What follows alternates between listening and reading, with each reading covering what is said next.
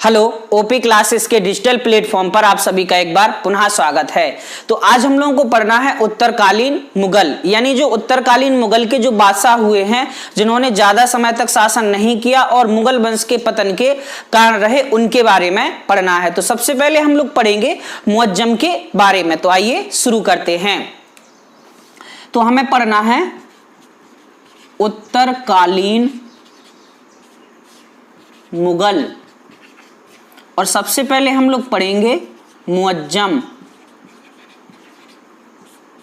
मुअज्जम 1707 से 1712 तक गद्दी पर रहे।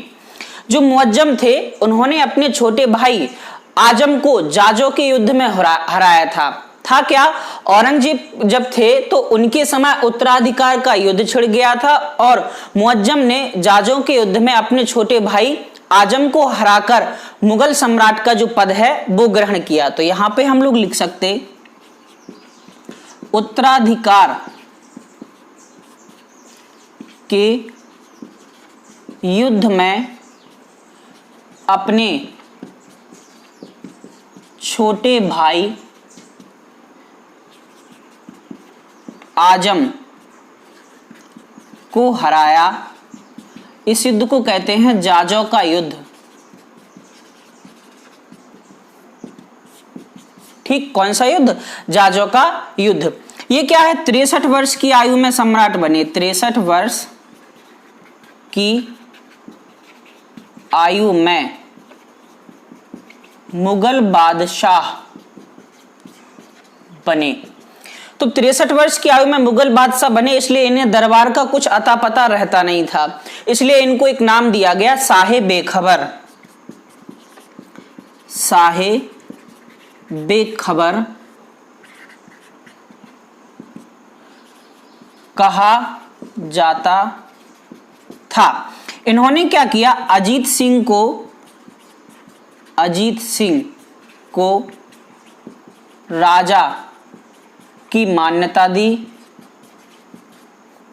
तथा गुरु गोविंद सिंह को गुरु माना। ठीक है, इसके पहले जो था औरंगजेब गुरु गोविंद सिंह को गुरु मान ही नहीं रहा था। 1712 में इनकी क्या हो गई? मृत्यु। ठीक, अब हम लोग पढ़ेंगे जहांदर शाह के बारे में, जो इनके बाद गद्दी पर बैठते हैं। जहांदर शाह क्या है? जहांदर शाह जो थे वो एक लाल कुमारी वैश्या थी, उस पर बहुत सारे रुपए उड़ाते थे, इसलिए उन्हें कहा गया लंपट मूर्ख। क्या कहा गया? लंपट मूर्ख।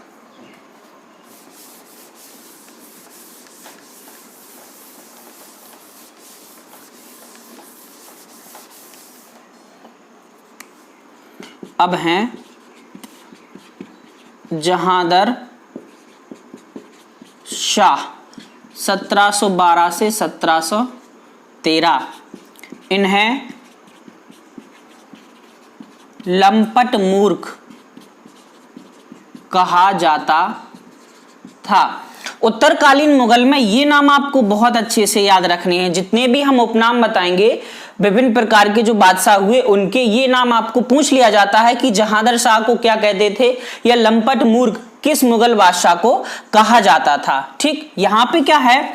इनका इसके समय एक शक्तिशाली दरबार का एक सरदार हुआ था जिसका नाम था जुल्फिकार खां, उसके सहयोग से गद्दी पर बैठा। तो यहाँ पे हम लोग लिख सकते सरदार जुल्फिकार खां के सहयोग से गद्दी पर बैठा। लाल कुमारी एक वैश्या थी, पर लाखों रुपए खर्च करता था।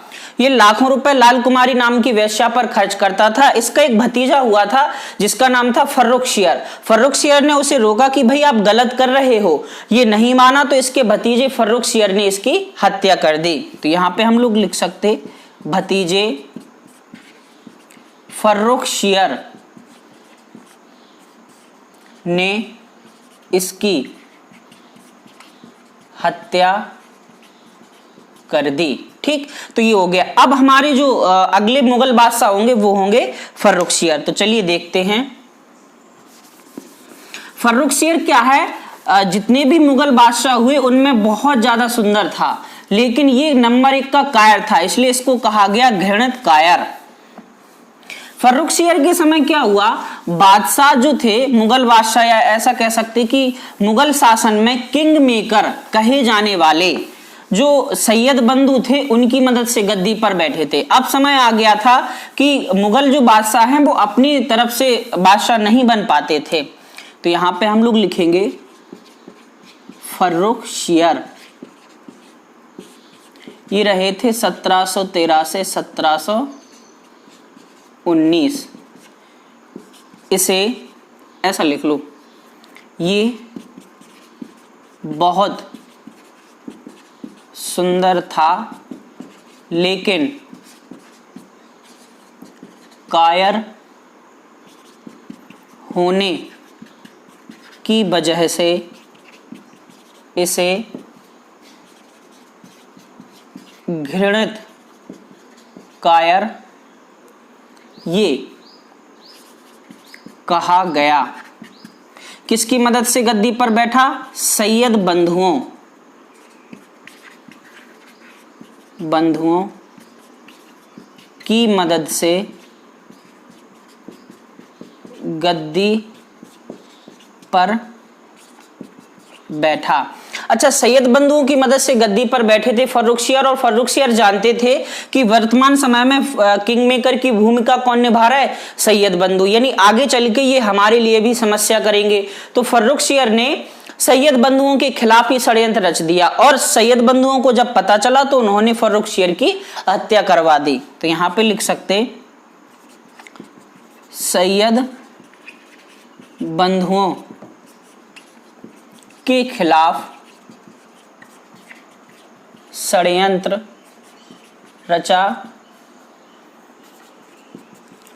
सैयद बंधुओं ने हत्या करवाई। ठीक है, अब इनके बाद हम पढ़ेंगे रफीउद्दर्जात, रफीउद्दौला। रफीउद्दर्जात तथा रफीउद्दौला ज्यादा समय तक नहीं रह पाए, हालांकि उन्हें सैयद बंधुओं ने ही मुगल बादशाह की पदवी दिलवाई थी, लेकिन दोनों को हो गई टीबी और उनकी हो गई मृत्यु। तो इसके बाद हम लोगों को पढ़ना है रफीउद्दर्जात, फिर इसके बाद आएंगे रफीउद्दौला। ये 1719 से 1719 में ही इनका दोनों का, पहले ये बनते हैं और फिर ये बनते हैं, और ये दोनों की जो मृत्यु है वो हो जाती है आपकी टीबी से मृत्यु। टीबी को उस समय बोलते थे राजयोग, सॉरी राजयक्षमा। ठीक है, तो टीबी से रफीउद्दर्जात और रफीउद्दौला दोनों की मृत्यु हो गई। अब हम आगे देखेंगे आपके अगले जो मुगल बादशाह हुए मोहम्मद शाह। मोहम्मद शाह को हम लोग बोलते थे रंगीला बादशाह, क्योंकि ये क्या है, भोगी विलासी प्रवृत्ति का था। चलिए देखते हैं आगे।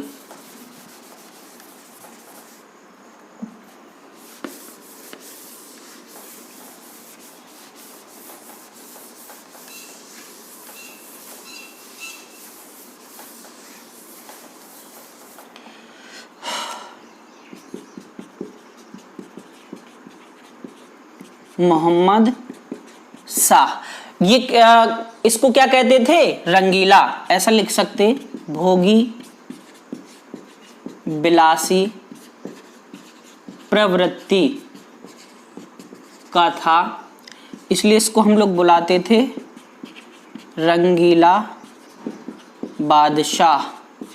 ये रहा था 1719 से 1748। ठीक, इसका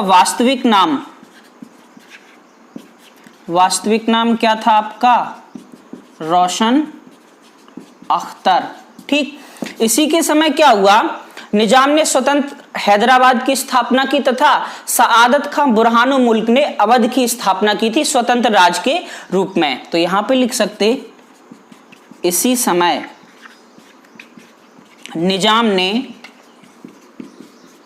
स्वतंत्र हैदराबाद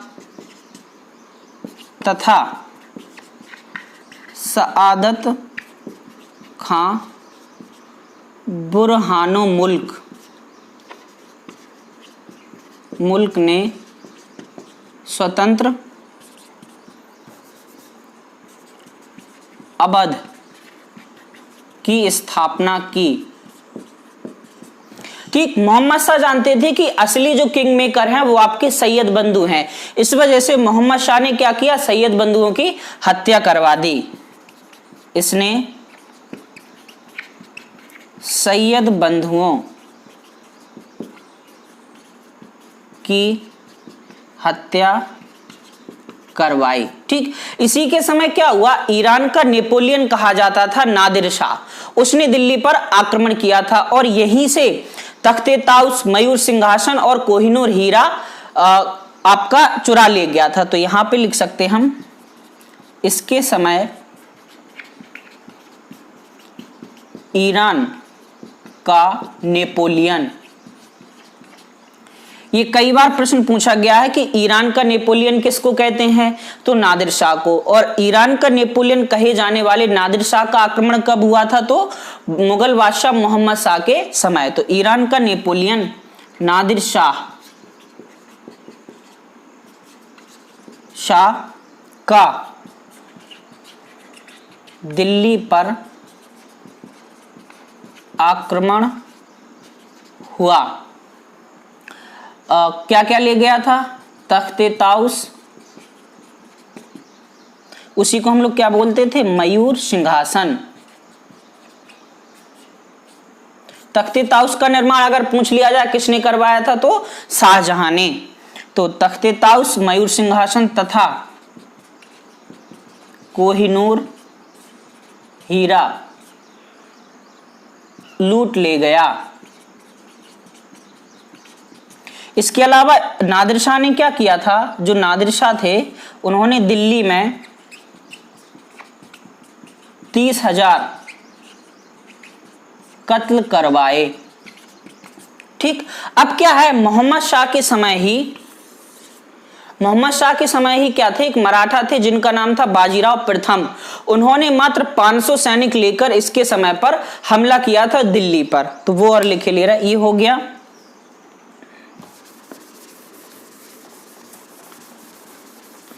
इसको आज समाप्त कर देंगे। इसके बाद हम लोग पढ़ने वाले हैं इकोलॉजी। मध्यकालीन भारत आपका आज समाप्त हो जाएगा। ठीक है,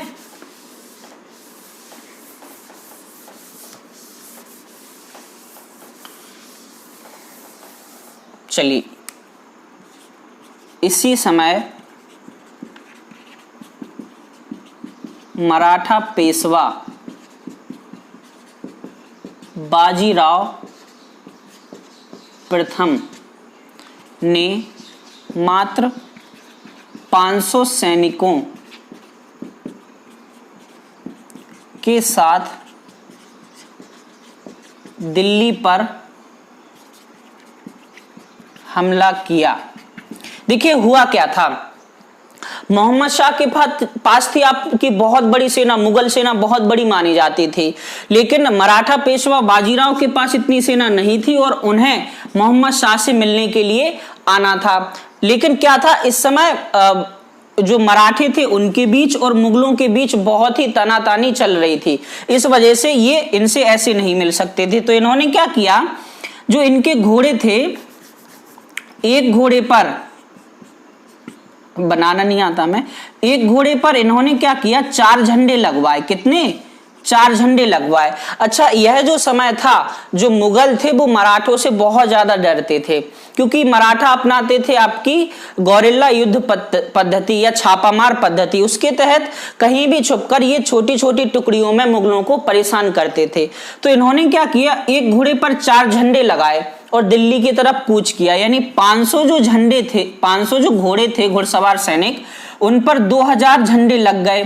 तो जब दूर से दिल्ली के किले से देखा गया कि सामने से मराठा आ रहे हैं, तो उन्होंने अंदाजा लगा लिया कि कम से कम 1500 या 2000 के लगभग जो आपके मराठा हैं वो हैं। तो यहां से जब दरबान ने देखा कि भाई यहां से तो बहुत दूर से दिखाई दिया, बहुत सारे झंडे जो लाल कलर के झंडे होते थे वो लगा रखे थे, तो यहां से दरबार ने इनको मुगल बादशाह को खबर पहुंचाई कि साहब लगता है मराठों का आक्रमण हो गया है। उन्होंने कहा लगभग कितने मराठे होंगे, उन्होंने कहा लगभग 1500 या 2000 के लगभग हैं। तो इसने जाके क्या किया, शांति का जो सफेद झंडा होता है वो लहरा दिया कि भाई हम युद्ध नहीं चाहते आपके साथ, बात समझ रहे ना। तो फिर जाके ये यहाँ पे पहुंचे थे, और जब बाद में इन्हें पता चला मोहम्मद शाह को कि मात्र 500 सैनिक थे, तो फिर अपने दरबान से कह रहे भाई क्यों देखा नहीं आपने, ठीक है। तो इस तरीके से ये आक्रमण हुआ था। मोहम्मद शाह से बाजीराव प्रथम ने बहुत सारी विषय पर चर्चा की थी। तो ये बात हो गई। अब हम लोग पढ़ेंगे अहमद शाह। किसके बारे में? अहमद शाह के बारे में। अहमद शाह क्या है? इस समय अहमद शाह अब्दाली का जो आक्रमण हुआ था उसको विफल किया था।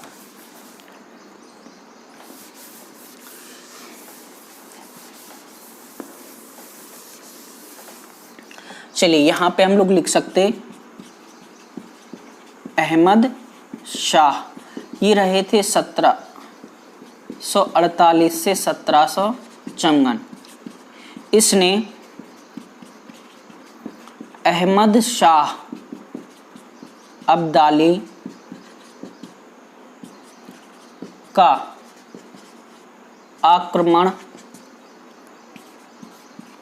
विफल किया।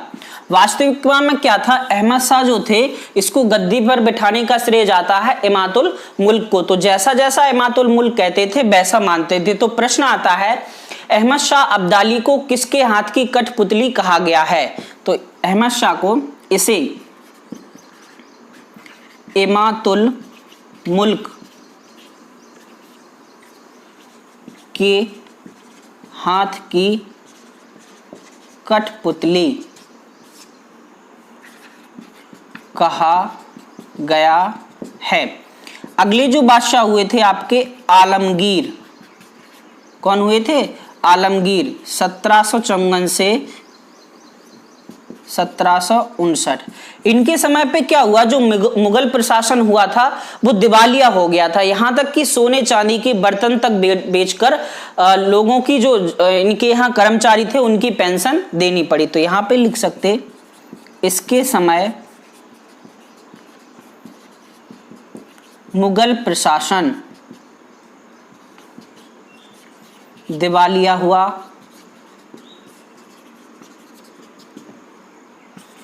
सोने चांदी के बर्तन बेचकर कर्मचारियों के वेतन देने पड़े। ठीक है, तो अहमद शाह होगा। अहमद शाह के बारे में, इस अहमद शाह के बाद हम लोग पढ़ेंगे शाह आलम के बारे में। किन के बारे में? शाह आलम के बारे में। शाह आलम के समय क्या हुआ था, आपका बक्सर का युद्ध हुआ था। बक्सर के युद्ध के बाद अंग्रेजों के साथ मुगलों को करनी पड़ी थी इलाहाबाद की संधि, और इसी संधि के तहत अंग्रेजों ने क्या किया था, टैक्स वसूली का जो अधिकार है वो अपने पास रख लिया था। यानी जहां जहां पर मुगल प्रशासन होगा वहां पर टैक्स वसूलने का अधिकार अंग्रेजों के हाथों में चला गया, जबकि टैक्स वसूलने के बाद वेतन किसको दिया जाएगा, आपके मुगल बादशाह को। तो अब हमें पढ़ना है शाह आलम।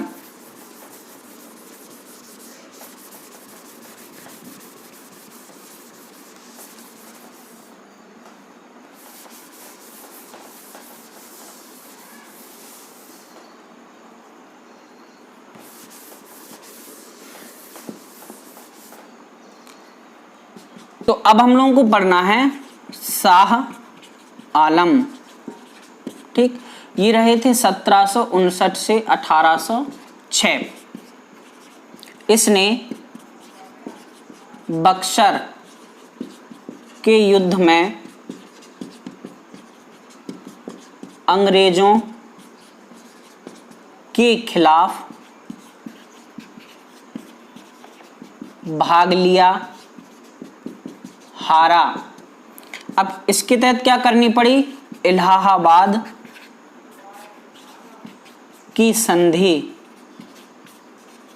करनी पड़ी। ये कब हुई थी? 1765 में। इसके तहत क्या किया गया? इलाहाबाद की संधि के तहत टैक्स वसूली का अधिकार अंग्रेजों को दिया गया। ठीक है, इसके बाद हम लोगों को पढ़ना है आपके शाह आलम होगा अकबर द्वितीय। अकबर द्वितीय 1806 होगा, हाँ 1806 से 1837। हुआ क्या? टैक्स वसूली के अधिकार के बाद जो पेंशन होती थी वो मुगल सम्राट को दी जाने वाली, लेकिन अकबर के समय क्या हुआ? पेंशन आती ही नहीं थी। होता क्या था? यहां से पूरा टैक्स वसूला जाएगा, वो जाएगा आपका इंग्लैंड, फिर वहां से पेंशन आती थी, लेकिन इनकी पेंशन नहीं आई। तो इन्होंने अपनी पेंशन के मामले को सुलझाने के लिए राजा राममोहन राय को इंग्लैंड भेजा था। तो यहां पे लिख सकते पेंशन संबंधी मामले के लिए राजा राममोहन राय को इंग्लैंड भेजा, और राजा राममोहन राय की वहीं पर क्या हो गई थी? मृत्यु हो गई थी। ठीक ना है, बहादुर शाह द्वितीय यानी अंतिम मुगल सम्राट के बारे में।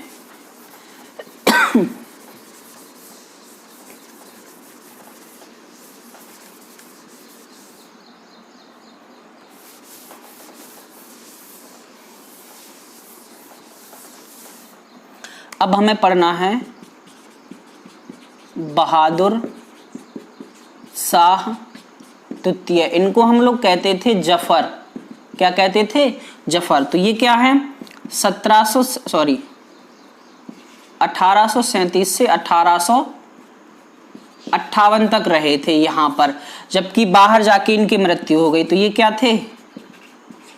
अंतिम मुगल सम्राट। शेर शायरी